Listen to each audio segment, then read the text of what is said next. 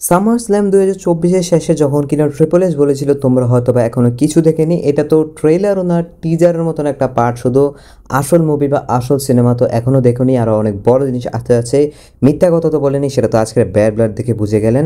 এখনও অনেক কিছু দেখার বাকি রয়েছে, তবে আসলেই সিনেমা এক ওয়ার্ডে যদি বলা যায় এটা আসলে আজকের ব্যাড ব্লাডকে বলা যাবে। এবং ভাই দেখেন, শুধুমাত্র ব্যাড ব্লাড দিয়ে তারা শেষ করেনি, ব্যাড ব্লাডের প্রত্যেকটা জিনিস তারপরে শো এন্ড হওয়ার পরেও মানে যে একটা হাইপ, আমি আসলে অনেক দিন ধরে এরকম হাইপ হয়নি। লাস্ট সামার স্ল্যামে এরকম একটা হাইপ ছিলাম যে হ্যাঁ ভাই অনেক কিছু হবে, তবে তখন তো শুধুমাত্র রোমানের রিটার্নটাই ছিল, আর বাকি তো আমরা শুধুমাত্র প্ল্যান নিয়ে কথা বলছিলাম। তবে এই ব্যাড ব্লাডে তো আসলে এমন কিছু হয়ে গেছে যেগুলো নিয়ে আসলে রিটার্নকে নিয়ে আসলে কথাবার্তা শেষ হচ্ছে না। প্ল্যান তো এখনও জানাই যায়নি কিছু কী হবে নেক্সট, তো সেগুলো তো অবশ্যই দেখবো। তবে এখন বর্তমানে আসলে ভাই একদম ব্লাস্ট করে দিয়েছে এই ব্যাড ব্লাড। ডাব্লিউডাব্লিউইর জন্য এই ব্যাড ব্লাডটা অনেক সফলতম একটা বলতে পারেন পিএলই ছিল, যদিও হয়তো বা কিছু ম্যাচ একদম বাজে গিয়েছিল, তবে যাই হোক ওভারঅল অসাধারণ একটা পিএলই ছিল। তবে ব্যাড ব্লাডেই বললাম না ডাব্লিউডাব্লিউই সীমিত ছিল না, এই শো এন্ড হওয়ার পরেও সব কিছু ঝামেলা চলছিল। তো লাস্ট ভিডিওতে আমি বলেছিলাম যে কোডি রোডস এবং কেভিন ওয়েন্সের মধ্যে একটা ব্রল হয়, এবং finally Kevin Owens heel turn করেছেন, এবং আমি এটাকে আসলে অনেক পছন্দ করেছি। দেখেন এখানে আপনার ডাব্লিউডাব্লিউ কোনো ক্যামেরা শট দেখবেন না, কোনো ক্যামেরাম্যান দেখবেন না, ফ্যান্সের যতগুলো শট দেখেছি এগুলো আমরা দেখেছি। ডাব্লিউডাব্লিউ যতক্ষণ না পর্যন্ত ভিডিওটা রেকর্ড করছে, ডাব্লিউডাব্লিউ কিন্তু কোনো ভিডিও অফিসিয়ালি আপলোড করেনি যে হ্যাঁ কেভিন ওয়েন্স কোডি রোডসকে মারছেন। সো ভাই বুঝতেই পারছেন অনেক আলাদা একটা জিনিস, এবং যেই এই আইডিয়াটা পিচ করেছে তার জন্য ভাই রেসপেক্ট, অনেক আলাদা ধরনের একটা কিছু করেছেন যেটা কিনা আমরা নর্মালি দেখি না। এবং আসলে কেভিন ওয়েন্স আসলে অলরেডি বুঝিয়ে দিয়েছেন তিনি কোডি রোডসকে আর দেখতে পারছেন না, আর সহ্য করতে পারছেন না, হিল টার্ন তো তার টিজ হয়ে গিয়েছে। সো ফাইনালি আমরা ব্যাকস্টেজ মানে একদম বাইরে দেখে নিলাম, তাকে মারলো, মেরে কেভিন ওয়েন্স নিজের মতো চলে গেল। তো এই জিনিসটা আমার কাছে অনেক অসাধারণ লেগেছে।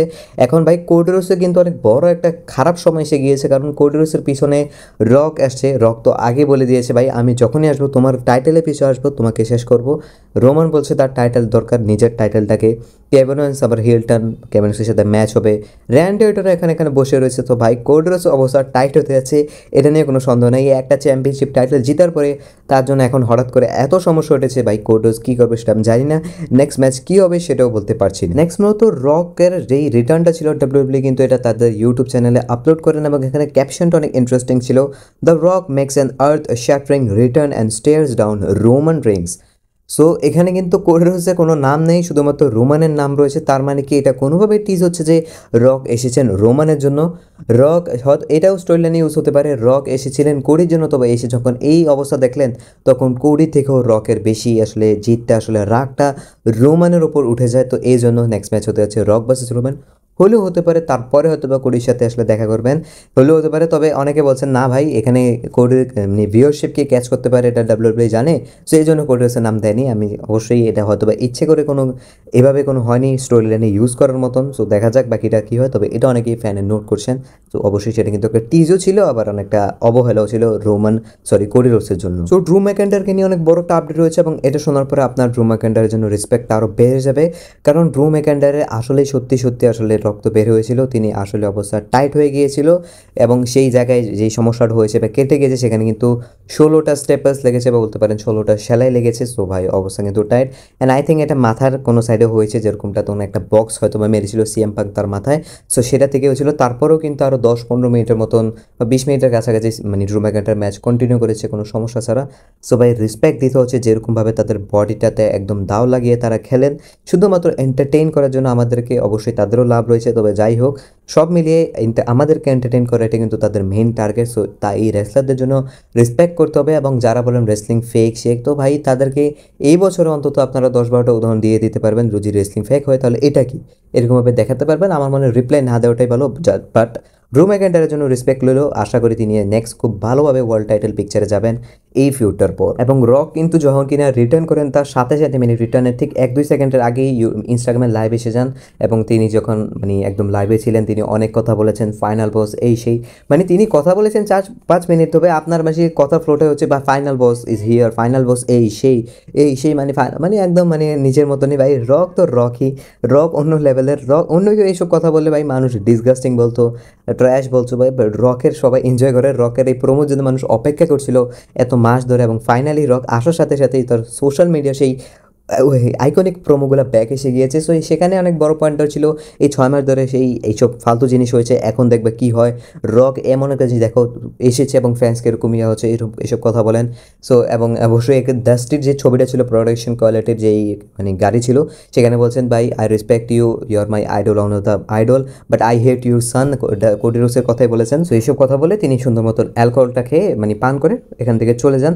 সো এটাই বর্তমানে রককে নিয়ে আপডেট ছিল, বাকি আপডেট আপনারা কালকে পেয়ে যাবেন। সো অবশ্যই stay tune. So triple S কিন্তু রককে নিয়ে অ্যাপ্রিসিয়েট করেছেন, প্রেস কনফারেন্সে বলছেন যে ভাই তোমাকে এত বড় স্টার হতে হবে এই জিনিসটা আর্ন করার জন্য, যে তুমি আসলে তোমার মিউজিকটা হিট হলো এবং তুমি আবারও চলে গেলে, এবং তারপরও সব জায়গায় তোমাকে নিয়ে কথা হচ্ছে, পুরো অ্যারিনা তোমাকে নিয়ে কথা বলছে, পুরো ইন্টারনেট তোমাকে নিয়ে কথা বলছে। তো এরকম স্টার আসলে খুব কম থাকে। তো ট্রিপল এস কিন্তু রককে নিয়ে অ্যাপ্রিসিয়েট করেছেন এবং আমারও এই জিনিসটাই সেম ভাই, এটা অসম্ভব লেভেলের। রকের স্টান্ট আলাদা। আপনার দেখেন যখন কিনা রোমান এবং রক সামনাসামনি থাকেন, বা আজকের কথাই দেখেন, রক আসার পরে রোমানের অরাটা একটু কম দেখা গিয়েছে, ওভার শ্যাডো তো অবশ্যই একটু না একটু করেই ফেলেন।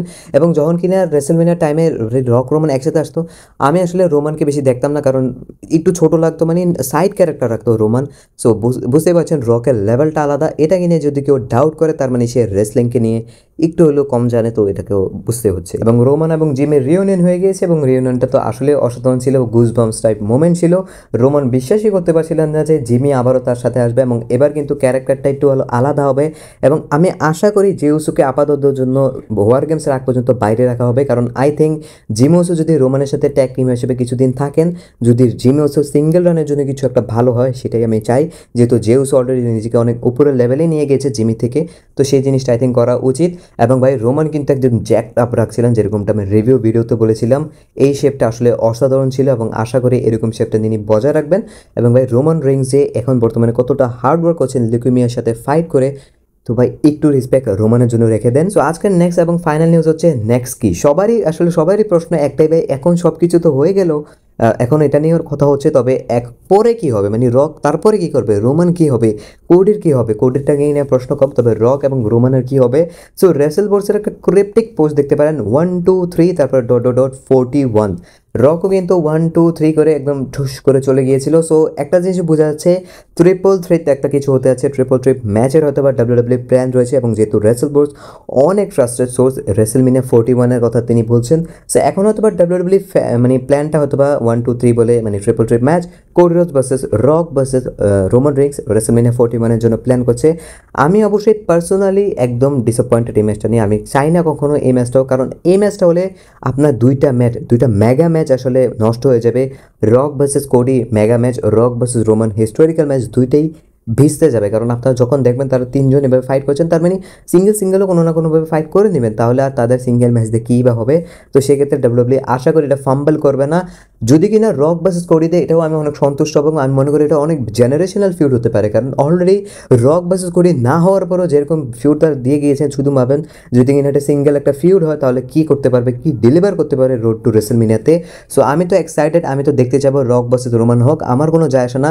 আমি এখানে এন্টারটেইনের জন্য এসেছি, কারণ দেখতে গেলে কিন্তু যদি কিনা এখন রক ভার্সেস রোমান রেসেলমিনিয়া 41-এ হয়ে যায়, রেসেলমিনিয়া 42-তে আপনারা হয়তো বা ফাইনাল বসের ক্যারেক্টারটা নাও দেখতে পারেন। কোডির অপোনেন্ট অন্য কেউ হবে, কোডির কাছে টাইটেল থাকবে না। তার মানে কি জানেন, আপনারা সীমিত সময়ের জন্য রকের ক্যারেক্টারটা পাবেন, এবং যত বেশি রকের ক্যারেক্টার হবে তত এন্টারটেইন হবে। তো সেক্ষেত্রে অবশ্যই বুঝে শুনে ডিসিশনটা নেন। টুইটারে কিন্তু ট্রিপল এইচ অনেক বেশি শোনেন, তো সেক্ষেত্রে আপনিও আপনার ডিসিশনটা বুঝে শুনে দেন, পাগল হয়ে যাবেন না, এটাই আসলে আশা রইল। এবং নেক্সট অনেক বিগ নিউজ আসতে যাচ্ছে কালকে, তো অবশ্যই স্টে টিউন। এবং আজকে ভিডিওটি এতটুকু দেখার জন্য আপনাকে জানাচ্ছি অসংখ্য ধন্যবাদ।